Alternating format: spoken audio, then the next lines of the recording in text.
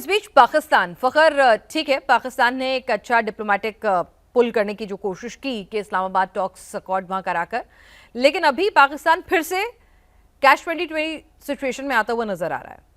अगर सऊदी को आप फाइटर जेट्स भेजेंगे, अपनी सैनिक भेजेंगे पैक्ट का हवाला देते हुए, तो जिस मुल्क से आपकी सरहद लगती है ईरान, उसकी पीस टॉक्स कैसे होल्ड कराएंगे भाई? जब आप सामने वाली पार्टी को असला मुहैया करा रहे हैं, फौज मुहैया करा रहे हैं, तो उसके साथ पीस टॉक कैसे कराएंगे? और दूसरी बात, अगर ये जंग और ज्यादा एग्रीवेट होती है फखर, तो फिर अब मिसाइलें जो हैं जीसीसी कंट्रीज के अलावा पाकिस्तान की तरफ भी रुख मोड़ लेंगी। ईरान आपको क्यों बख्शेगा? देखिए फिनाज, एक तो जो इशू है कि पाकिस्तान का सितंबर 2025 में जब इसराइल ने कतर दोहा में हमास के ऑफिस पे स्ट्राइक किया था, तो उसके बाद से ये डिफेंस पैक्ट हुआ है। और यकीनी तौर पर वो इसराइल के हवाले से था, क्योंकि एक डर बढ़ गया था मिडल ईस्ट के अंदर कि भाई अगर उन्होंने कतर को कर दिया, हालांकि कतर ने बड़ा एक रोल प्ले किया हमास के हवाले से, हिजबुल्लाह के हवाले से, इन सारे इश्यूज के हवाले से कतर का बड़ा अहम रोल था। तो सऊदी अरेबिया को पता था कि ये तो हमें भी नहीं बख्शेगा नेतन्याहू, तो मतलब किसी के ऊपर भी चढ़ दौड़ सकता है। जहां तक बात है, देखिए ईरान की और सऊदी अरेबिया की, अभी 2 दिन पहले दोनों फॉरेन मिनिस्टर की आपस में टेलीफोनिक कांटेक्ट हुआ है।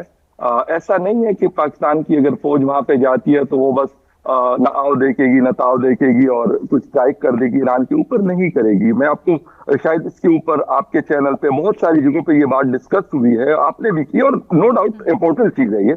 लेकिन मैं आपको बिल्कुल ये जिम्मेदारी के साथ बता रहा हूं कि पाकिस्तान ईरान के खिलाफ कोई ऐसी चीज नहीं करेगा जिससे कोई मसाइल मजीद बढ़े, या ये जो रीजन है ये मजीद एक बड़े जंग तो की फाइटर तरफ जेट जाए। किसी एयर शो के लिए थोड़ी गए होंगे सर?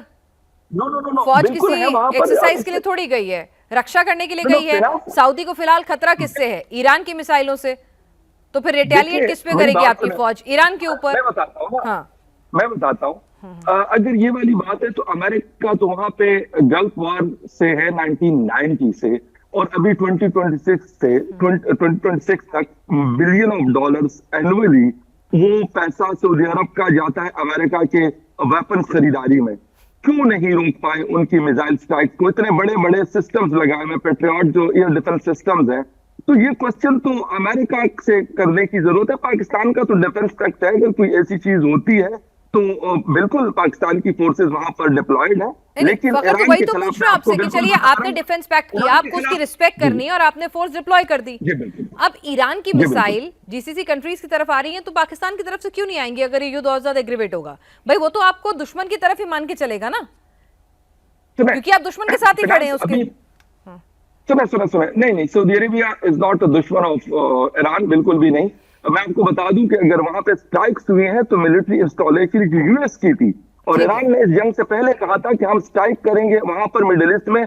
लास्ट ईयर भी उन्होंने ये बात की थी और इस दफा उन्होंने ये चीज करके दिखाई है। इसके अलावा मेरा नहीं ख्याल कि उनकी जंग जो है दाऊदी साहब, पैसा दिया है सऊदी ने पाकिस्तान को, सिर्फ मोरल सपोर्ट के लिए जहाज लाके खड़े कर दिए, फौज लाके खड़ी कर दी, हथियार चलाएंगे नहीं ईरान के खिलाफ, खड़े कर दिए, पैसे लिए भेजेंगे भाई।